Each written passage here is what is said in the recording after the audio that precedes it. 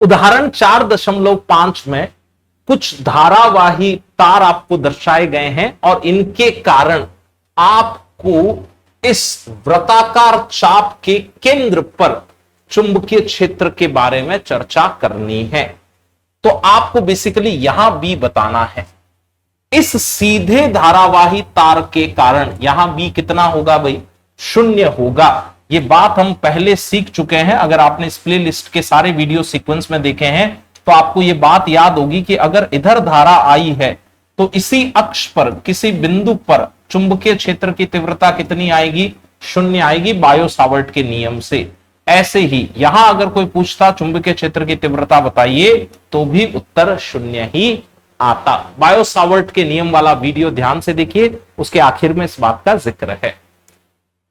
अच्छा, तो सीधे खंडों के कारण, यानी कि चाहे ये वाला सीधा खंड रहा हो चाहे ये वाला सीधा खंड रहा हो, इनके कारण तो यहां भी 0 आना है। ऐसे ही ये वाले सीधे खंड के कारण यहां भी 0 आएगा, ये सीधे धारावाही खंड के कारण यहां भी 0 आएगा। इनका तो कोई योगदान नहीं है। अब अर्धवृत्त वाला योगदान देख लेते हैं।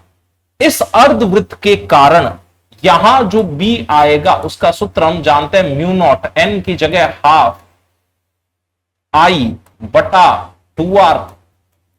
आपको याद है एक वृत्ताकार लूप जिसमें धारा अगर आई हो तो उसके केंद्र पर बी का सूत्र क्या था? म्यू नॉट एन आई बटा 2r था, जहां n है घेरों की संख्या। ये सब भी हम इस प्लेलिस्ट के वीडियो में डेरिवेशन कर चुके हैं।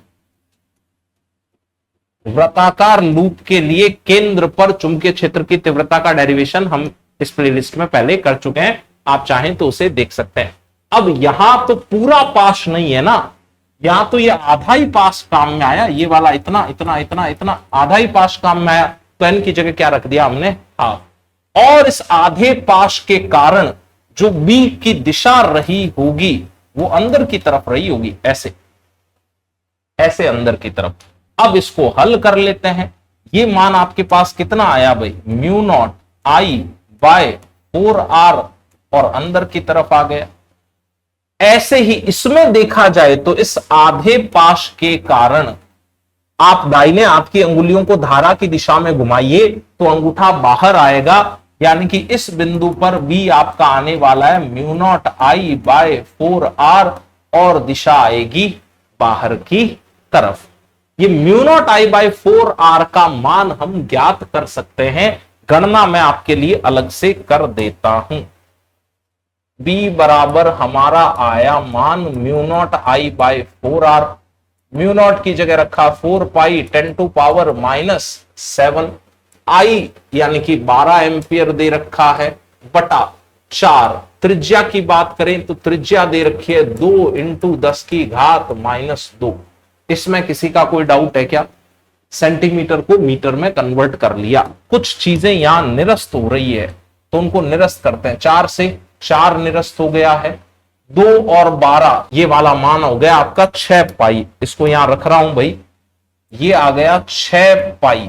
ठीक है, 10 की घात मैनेज कर लेते हैं। ये ऊपर गया, ये ऊपर गया तो आपने लिखा 10 की घात -5, 10 की घात -2 और 10 की घात -7, इनको हल कर रहे हैं। 10 की घात -2 ऊपर गई तो 10 की घात +2 हो गई, -7 और +2 यानी कि 10 की घात बची -5 टेस्ला। इतना आएगा इस तीव्रता का मान। यह है चुंबकीय क्षेत्र की तीव्रता। आप चाहें तो पाई का मान रख के इसको और भी हल कर सकते हैं। और हल अगर आप इसे करते तो ये मान आ जाता भाई अपने पास 1.9 इंटू 10 की घात -4 टेस्ला। आप पाई का मान रख के भले गणना करके चेक कर लीजिए। तो बी वाला हिस्सा ये कह रहा है कि अर्धवृत्त द्वारा दिया गया योगदान पूरे वृत्त के योगदान का आधा होता।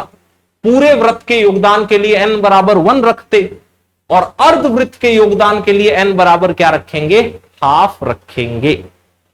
तीसरे हिस्से में पूछा गया है कि तार की दिशा अगर आपने उल्टी कर दी ऐसे, पहले तार इधर था, अब इस दिशा में रख दिया, तो इस दिशा में रख दिया तो हमें फर्क पता है। पहले दाहिने हाथ की उंगलियों को ऐसे वृत्तीय धारा के अनुदिश घुमाया तो चुंबकीय क्षेत्र की दिशा अंदर दिखाई थी, और अब दाहिने हाथ की उंगलियों को वृत्तीय धारा की दिशा में घुमाया तो चुंबकीय क्षेत्र की दिशा हमने बाहर की ओर दिखाई है। मैं उम्मीद करता हूं कि वीडियो आपको पसंद आया होगा, तो प्लीज इसे लाइक करें, चैनल को सब्सक्राइब करें और अपने दोस्तों के साथ भी शेयर करें। कोई डाउट हो तो प्लीज उसे कमेंट बॉक्स में पूछिए। मिलते हैं अगले वीडियो में। Stay awesome and thank you.